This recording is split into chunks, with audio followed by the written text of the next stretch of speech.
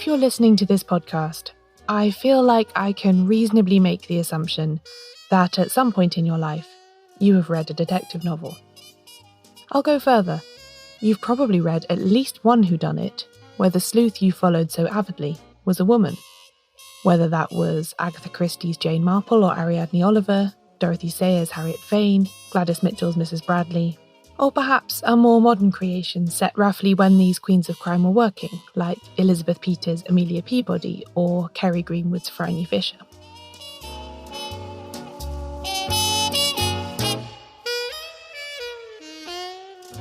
But while you have enjoyed the fictional adventures of these sleuthing heroines, have you ever stopped to wonder who their real-life counterparts were? Were there any actual lady detectives dashing about solving crimes when these authors were working? Or was it all pure invention? Because society at the time would never have stood for the idea of a woman doing anything as grubby as catching a murderer or foiling a theft. Well, wonder no longer. Today we're going to meet the lady detective.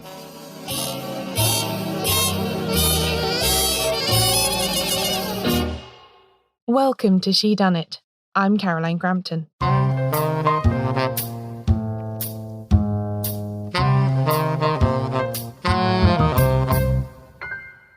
This story starts, as all the best ones do, with a woman reading a Gladys Mitchell novel one evening. Well, it actually started with crime fiction, with Gladys Mitchell, in fact.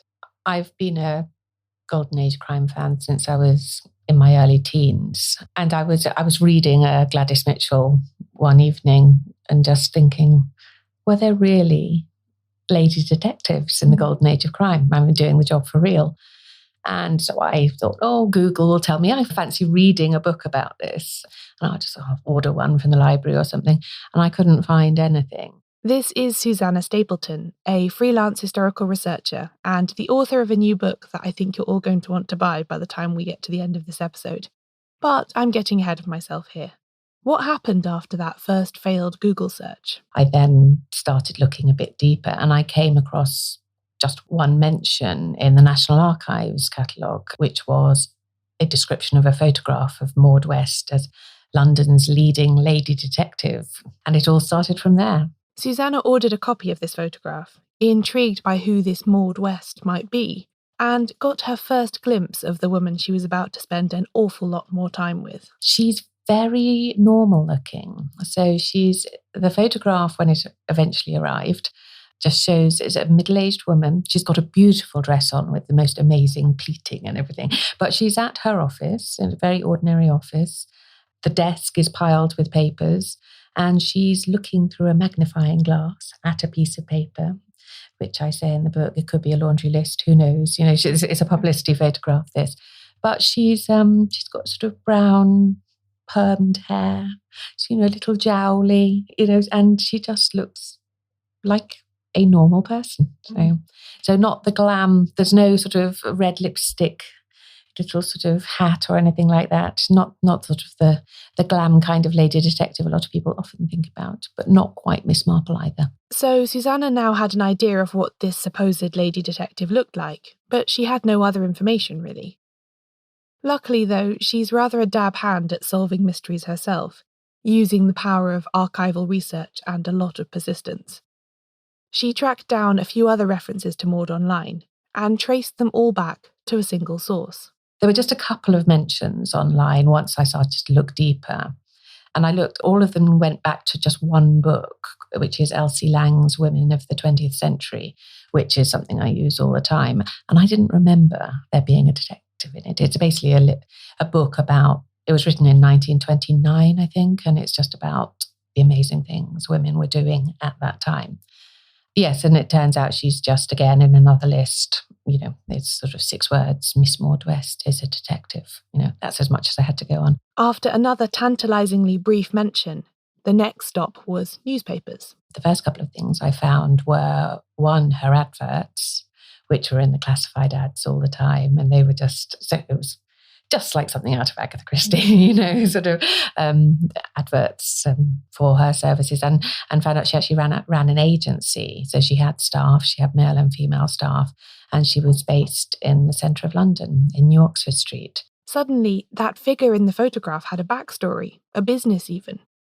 Maud West wasn't just someone messing around with a magnifying glass for a photograph. She had her own agency and was advertising for clients in Britain's biggest newspapers. Even more thrillingly, Susanna found that Maud's life had intersected at least once with an author of detective fiction.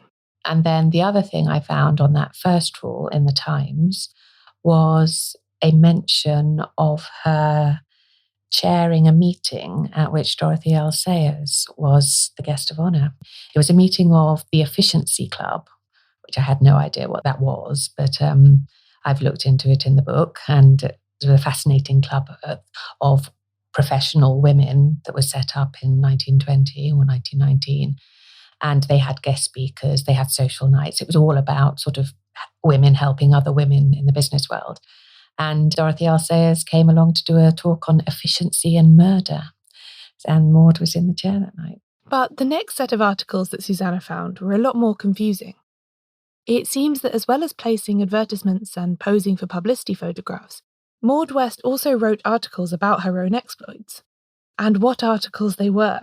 You can read excerpts from them between the chapters in Susanna's book, and they are really something.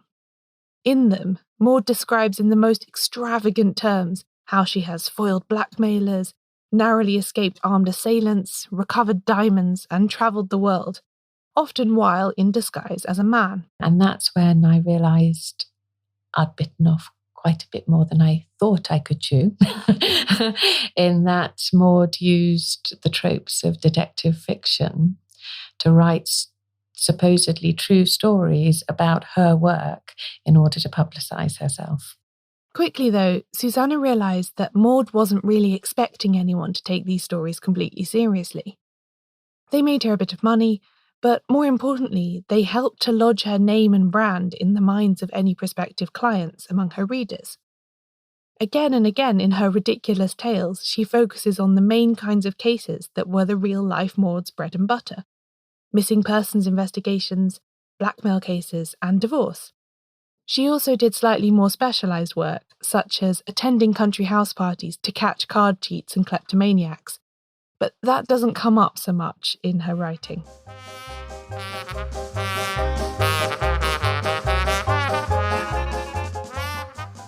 Divorce was the mainstay of the private detective business in Britain in the early 20th century, for Maud and for other proprietors of detective agencies.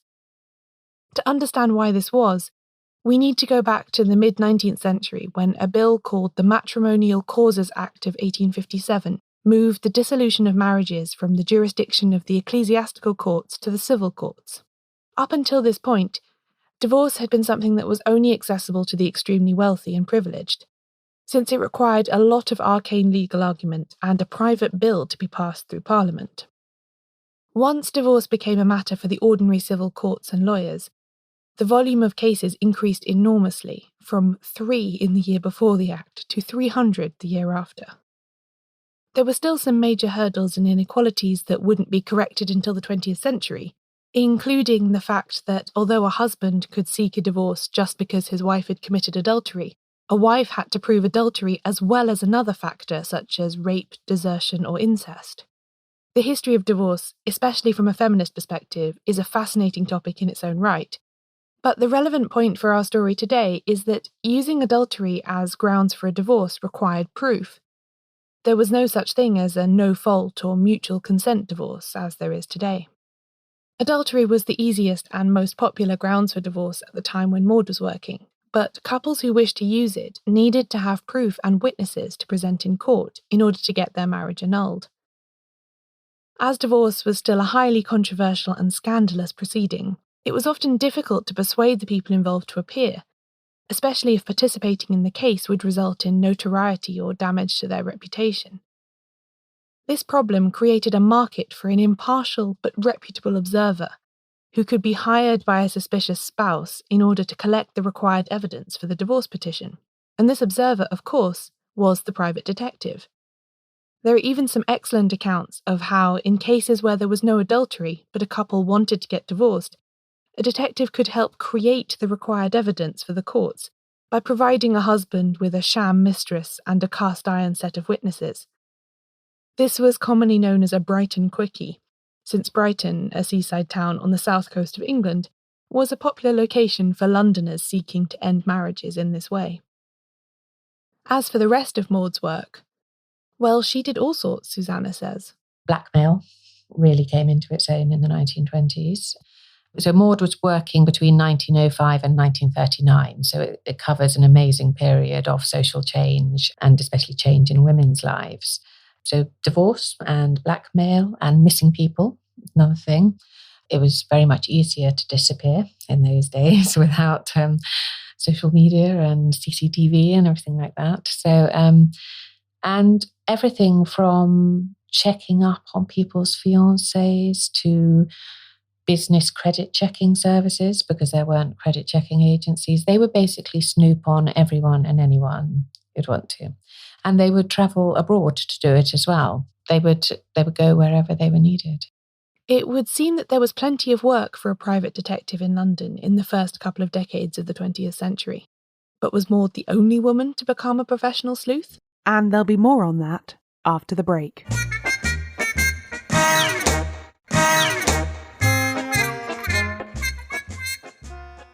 So, was Maud West the only lady detective in London? No, she wasn't. She was one of only a handful to actually run an agency. There were hundreds of female detectives because women were needed to be able to go undercover in places that men couldn't. But no, there were very few who ran their own agencies, and most of them didn't last very long. But Maud had one great rival called Kate Easton, who actually ran a detective agency literally across the road from her. So. Maud and Kate were direct competitors as women who ran rival agencies on the same street in London. Susanna is actually going to read us the bit of her book where she explains how this went down. So for 20 years, their adverts battled it out in the newspapers, jostling for the attention of readers in a ping-pong of superlatives and definite articles. Maud West, London's lady detective. Kate Easton, the lady detective. Maud West, London's foremost lady detective. Kate Easton, London's leading woman in every branch of detective work, and so on. Maud won eventually, if only because Kate Easton retired in 1929. By then, of course, Maud had been sending photographs of herself to the press with the caption, London's only lady detective, for quite some time. It's interesting, I think, that both Maud and Kate made much of their gender in their advertisements. They clearly saw it as an advantage in their work and a possible attraction to their clients. It's not hard to imagine why, either. Although much had changed for women in the decades during which Maud worked, British society at the time was still very rigid and governed by class hierarchies. A woman, especially dressed in the uniform of a servant, wasn't of much consequence to most people, and could thus pass mostly unseen in lots of scenarios. Funnily enough, we have an example of this tactic in fiction, in the form of Lady Molly of Scotland Yard, a collection of short stories published in 1910 by Emma Ortsey, who is more famous as the creator of The Scarlet Pimpernel, by the way. Lady Molly is a professional detective with the Metropolitan Police, and she relies heavily on what she calls her feminine intuition to solve cases. Although a lot of the time it's more owing to the fact that she can disguise herself as a charwoman and work in the house of a suspect to gather intelligence that a male detective would never have got just by asking for it in the official manner. Maud West was rather fond of a disguise, both for her publicity stories and her real cases. But who was she really? And what would make someone want to devote themselves to the life of a private detective, which was still considered a rather shady and seedy profession, especially for a woman? Susanna has spent an awfully long time trying to find out. She was very elusive for quite some time, and it was because, as I found out, she actually wanted to be. She had a sort of another persona hidden away, which I eventually sort of found out. And it was only when I sort of managed to dig beneath the Maud West persona, which is an absolute hoot. I mean, she would dress up as Charlie Chaplin and to show off her disguise skills. And at one point, she threatened to shoot a ghost at a seance as a publicity stunt to prove that it wasn't real. But beneath that, it was only when I managed to get beneath that veneer that, yes, she did I started to get a real sense of her as a person and of her real life. We're not going to say much more about this because Maud's story is a great mystery in itself, and you should read the book to find out more. But something I am still curious about is how her life and work intersects with the detective fiction of the period. She was a professional, after all, not an amateur, and as a result, her work differed quite a bit from that of Miss Marple, say. There's a bit less murder and a bit more routine missing persons inquiries in Maud's casebook. Well, I would say that you do find her type of work in those things, but they're subplots. Private detectives rarely dealt with murder, mainly because that was the police's job. But then when you start talking about private detectives and the police, it gets very tangled because the majority of private detectives in London during that time were, in fact, ex-Scotland Yard inspectors who had retired, set up their own agencies, and then hired ex-bobbies, from the beat. So apart from the fact that one was official and one wasn't, it's a real old boys network, I would say. And Maud and Kate Easton also both employed ex-police on their staff and everything. So there was that connection between police and private detectives.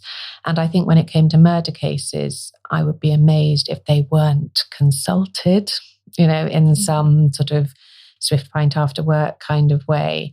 But it would have been very much sort of behind the scenes and not something that would have ever come up in court, which is one of the main ways that we can trace what was happening at this time, because private detectives' records very, very rarely exist now because they've just destroyed for confidentiality. And This last point is an especially good one. The reason why Maud West isn't somebody that lots of people, even die-hard fans of detective fiction, know about, is because she was deliberately trying to fade into the shadows. That made Susanna's job all the harder. Maud trod very lightly through the pages of history, and what traces Susanna has been able to find were very difficult to winkle out.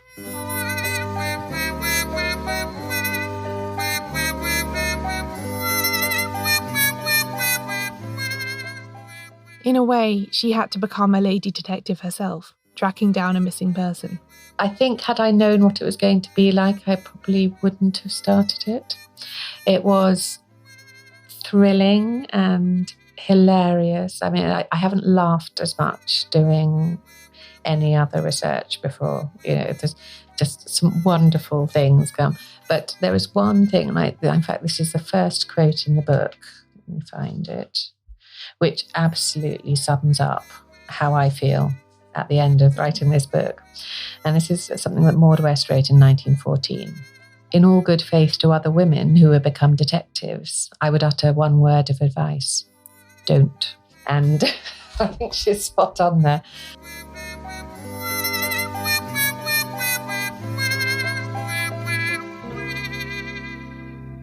You have been warned, aspiring lady detectives.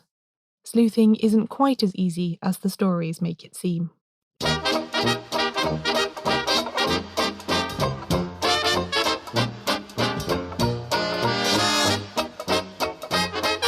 This episode of Shedunnit was written and narrated by me, Caroline Crampton. You can find out more about the podcast and everything it covers at shedunnitshow.com, where there are also transcripts of every episode. Shedunnit is edited by Euan MacAleece. Production assistance from Leandra Griffith. Member support for the Shedunnit Book Club from Connor McLoughlin. Thanks for listening. I'll be back soon with a new episode.